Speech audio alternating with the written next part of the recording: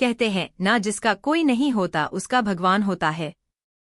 Railway station पर सुबह की धुंध में एक युवती नैना अपने नन्हे बेटे को गोद में लिए प्लेटफॉर्म की बेंच पर बैठी थी।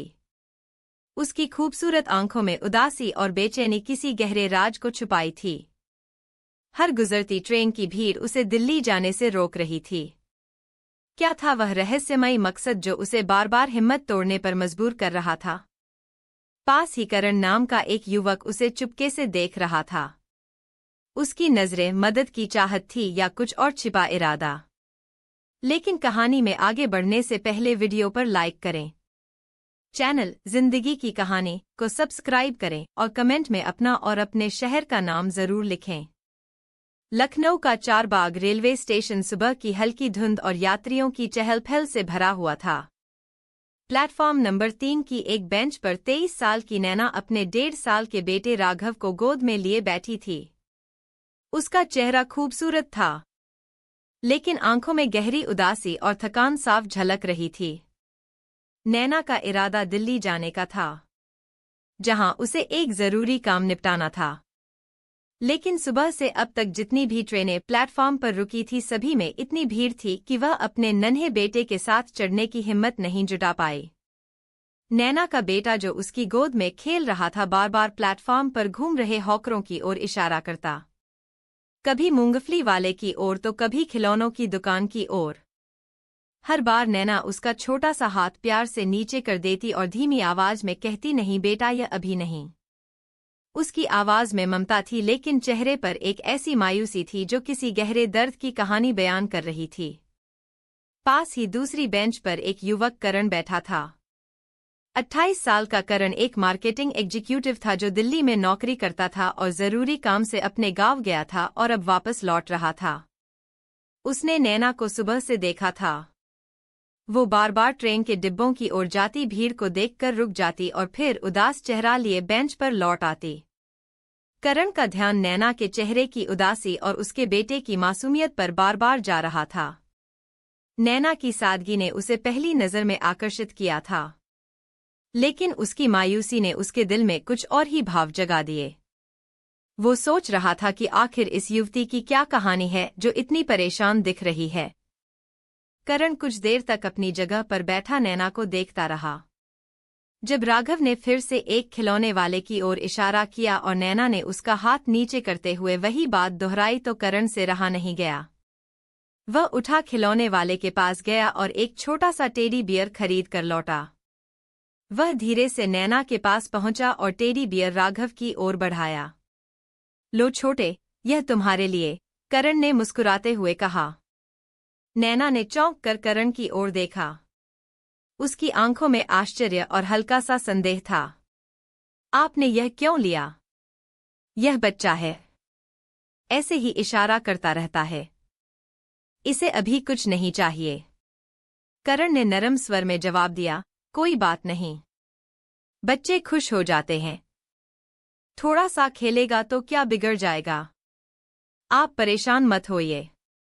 यह सुनते ही नैना की आंखें नम हो गई। वो चुपचाप अपने बेटे को देखने लगी, जो खुशी खुशी टेडी बियर को पकड़ रहा था। करण ने उसकी उदासी को भांप लिया। वह नैना के पास वाली बेंच पर बैठ गया और धीरे से पूछा, आपको कहाँ जाना है? आप सुबह से यहाँ बैठी हैं और लग रहा है कि कुछ परेशानी है। नैना ने पहले तो हिचकिचाया, लेकिन करण की आवाज में एक अपनापन था जो उसे भरोसा दिला रहा था। उसने धीमी आवाज में कहा, मुझे दिल्ली जाना है, वहां कुछ जरूरी काम है। लेकिन जितनी भी ट्रेनें आ रही हैं, सब में इतनी भीड़ है कि मैं अपने बेटे के साथ चढ़ नहीं पा रही।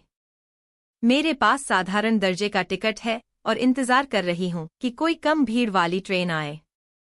करण ने मुस्कुराकर कहा, यह तो इत्तेफाक है। मैं भी दिल्ली जा रहा हूं। मेरे पास वातानुकूलित कोच में आरक्षण है और मेरे केबिन में काफी जगह है। आप मेरे साथ चलें, मैं टिकट निरीक्षक से बात कर लूंगा। आप और आपका बेटा आराम से सफर कर पाएंगे। नैना ने हैरानी से करण की ओर देखा। लेकिन मेरे पास तो साधारण दर्जे का टिकट है, मैं वातानुकूलित कोच में कैसे चढ़ सकती हूँ? और अगर टिकट निरीक्षक ने कुछ कहा तो? करण ने भरोसा दिलाया, आप चिंता मत कीजिए। साधारण दर्जे का टिकट तो है ना आपके पास, मैं बाकी सब संभाल लूंगा। अगर आप साधारण डिब्बे का इंतजार करेंगी तो शायद आज कोई ट्रेन ना मिले। दिल्ली जाना जरूरी है ना? तो मेरे साथ चलिए। नैना के पास कोई और रास्ता नहीं था। उसका दिल्ली जाना बहुत जरूरी था और वह थक चुकी थी। उसने हल्का सा सिर हिलाया और करण के साथ चलने को तैयार हो गई। थोड़ी देर बाद करण की ट्रेन गोमती एक्सप्रेस प्लेटफॉर्म पर लगी। करण ने नैना का छोटा सा बैग उठाया और उसे वातानुकूलित कोच की ओर ले गया। नैना पहली बार वातानुकूलित कोच में चढ़ रही थी। जैसे ही वह अंदर दाखिल हुई, ठंडी हवा और साफ सुथरे केबिन को देखकर वो हैरान रह गई। यह इतना ठंडा क्यों है? उसने अनायास पूछ लिया। करण हंस पड़ा। लगता है आप पहली बार वातानुकूलित कोच में चढ़ी हैं। यह ऐसा ही होता है। चलिए मेरी सीट यहाँ है। करण ने उसे सामने वाली खाली सीट पर बैठने को कहा। नैना अपने बेटे को गोद में लिए धीरे से बैठ गई। लेकिन उसका मन बेचैन था।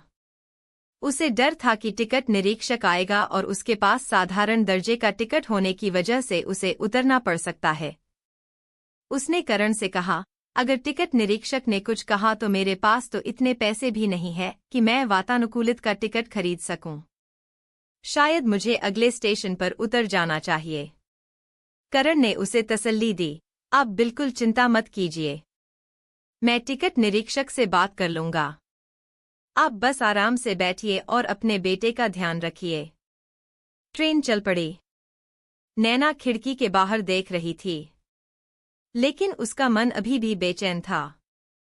तभी टिकट निरीक्षक आया। करण ने अपनी टिकट दिखाई और टिकट निरीक्षक को एक तरफ ले जाकर कुछ बात की।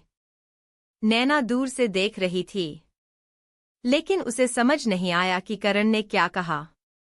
थोड़ी देर बाद टिकट निरीक्षक चला गया और करण मुस्कुराते हुए लौट आया। सब ठीक है, करण ने कहा, अब आप निश्चिंत होकर सफर कीजिए। नैना ने राहत की सांस ली, लेकिन उसके मन में सवाल उठ रहे थे। उसने धीरे से पूछा, आपने टिकट निरीक्षक को क्या कहा? टिकट बनवाया या? करण ने हल्के से हंसकर कहा, बस थोड़ी सी बातचीत। आप तनाव मत लीजिए। सफर शुरू होने के बाद करण और नैना में धीरे धीरे बातें होने लगी। करण ने नैना से पूछा, आप इतने छोटे बच्चे के साथ अकेले दिल्ली क्यों जा रही हैं? कोई परेशानी तो नहीं है? नैना ने पहले तो टालने की कोशिश की, लेकिन करण की सच्चाई और भरोसा भरी आवाज ने उसे खुलने पर मजबूर कर दिया। उसने अपनी कहानी शुरू की। मैं बिहार के मोतिहारी जिले की रहने वाली हूँ। नैना ने धीमी आवाज में कहा, मेरी शादी 2 साल पहले हुई थी। मेरे पति विकास एक फैक्ट्री में काम करते थे। शुरू में सब ठीक था, लेकिन शादी के बाद मुझे पता चला कि वे बहुत शराब पीते हैं और घर में अक्सर झगड़ा करते थे। नैना की आंखें नम हो गई। उसने आगे बताया, जब मेरा बेटा हुआ तो विकास कुछ दिन के लिए बदले, लेकिन उनकी आदत फिर से शुरू हो गई। एक दिन शराब के नशे में उनका एक्सीडेंट हो गया और उनकी मौत हो गई। नैना का गला भराया। मेरे ससुराल वाले मुझे और मेरे बेटे को बिल्कुल पसंद नहीं करते थे। वे कहते थे कि मेरे पति की मौत मेरी वजह से हुई। उन्होंने मुझे घर से निकाल दिया। मेरे मायके में मेरी बूढ़ी माँ है, लेकिन उनकी तबीयत ठीक नहीं रहती और हमारे पास इतने पैसे नहीं हैं कि दोनों का गुजारा चल सके। करण चुपचाप सुन रहा था। नैना ने आगे कहा, विकास की कंपनी में कुछ मुआवजे का पैसा मिलना था। मुझे उम्मीद थी कि उससे कुछ सहारा मिलेगा। कंपनी दिल्ली में है, इसलिए मैं अपने बेटे को लेकर दिल्ली जा रही हूँ। यही मेरी आखिरी उम्मीद है। यह सुनकर करण का दिल भर आया।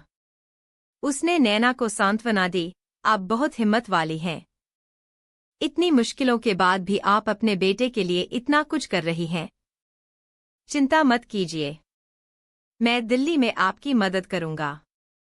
नैना ने हल्का सा मुस्कुराया, लेकिन उसकी आंखों में अभी भी डर और अनिश्चितता थी। रात होने लगी थी। ट्रेन की खिड़कियों से बाहर अंधेरा दिख रहा था। करण ने ट्रेन में खाना मंगवाया। दोनों के लिए दाल, चावल और सब्जी। नैना पहले मना करती रही, लेकिन करण के आग्रह पर उसने खाना खा लिया। खाने के बाद दोनों में फिर बातें शुरू हुई। नैना ने अपने गांव और अपनी मां के बारे में बताया। करण ने भी अपनी बातें साझा की। सुबह 4 बजे ट्रेन दिल्ली के नई दिल्ली रेलवे स्टेशन पर रुकी। नैना को स्टेशन की भीड़ और सुबह के सन्नाटे ने डराया। उसने करण से कहा, अब इतनी सुबह मुझे सवारी नहीं मिलेगी और कंपनी भी तो बंद होगी। करण ने पहले ही यह सोच लिया था। उसने कहा, दिल्ली में मेरा एक छोटा सा फ्लैट है, आप वहां आराम कर लीजिए। सुबह 9 से 10 बजे मैं आपको कंपनी ले जाऊंगा। नैना को यह थोड़ा अजीब लगा। वो एक अनजान शहर में किसी अनजान व्यक्ति के साथ जाने से झिझक रही थी, लेकिन उसके पास और कोई चारा नहीं था। उसने हल्का सा सिर हिलाया और करण के साथ चल पड़ी। करण का फ्लैट दिल्ली के एक सामान्य इलाके में था। एक कमरे का छोटा सा फ्लैट साफ सुथरा था। करण ने नैना से कहा, आप यहां आराम कीजिए, मैं दूसरे कमरे में हूं। सुबह मैं आपको कंपनी ले चलूंगा। नैना ने अपने बेटे को बिस्तर पर सुलाया और खुद भी थकान की वजह से सो गई। सुबह जब वह उठी तो उसने करण को नाश्ता बनाते देखा।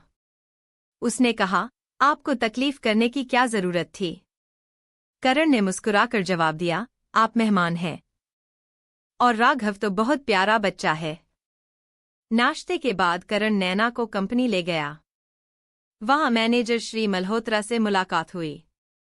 मैनेजर ने नैना की बात सुनी और कहा, आपके पति के दस्तावेज पूरे नहीं हैं, आपको कुछ और कागजात लाने पड़ेंगे और इसमें कुछ दिन लगेंगे। नैना फिर से निराश हो गई। अगले कुछ दिन नैना करण के फ्लैट पर रही। करण ने उसकी हर संभव मदद की। वह उसे शहर घुमाने ले जाता और राघव का ख्याल रखता। नैना को करण का व्यवहार बहुत अच्छा लगता था। वह धीरे धीरे करण पर भरोसा करने लगी थी। एक शाम जब नैना बालकनी में बैठी थी, करण उसके पास आया और कहा, नैना, मैं जानता हूं कि यह सब बहुत जल्दी हो रहा है, लेकिन मुझे लगता है कि मैं तुम्हें पसंद करने लगा हूं। तुम बहुत अच्छी हो और राघव भी बहुत प्यारा है। क्या तुम मेरे बारे में सोच सकती हो? नैना की आंखों में आंसू आ गए। उसने कहा, करण, तुम एक फरिश्ते की तरह मेरी जिंदगी में आए हो। तुमने मेरी इतनी मदद की। मैं भी तुम्हें पसंद करती हूं। करण बहुत खुश हुआ। उसने नैना का हाथ पकड़ा और कहा, क्या तुम मुझसे शादी करोगी? नैना ने मुस्कुराते हुए कहा, हाँ, मैं करूंगी। कुछ महीनों बाद करण और नैना ने साधारण तरीके से शादी कर ली। आज करण, नैना और राघव दिल्ली में उसी फ्लैट में खुशी से रहते हैं। नैना ने एक छोटा सा सिलाई का काम शुरू किया और करण की नौकरी उनकी जिंदगी को खुशहाल बना रही है। अगर यह कहानी आपके दिल को छू गई हो, तो इस वीडियो को लाइक करें और हमारे चैनल जिंदगी की कहानी को जरूर सब्सक्राइब करें। अपनी राय कमेंट में जरूर बताएं और देखें हमारी और भी सच्ची और प्रेरणादायक कहानियां। फिर मिलते हैं एक नई कहानी के साथ। धन्यवाद।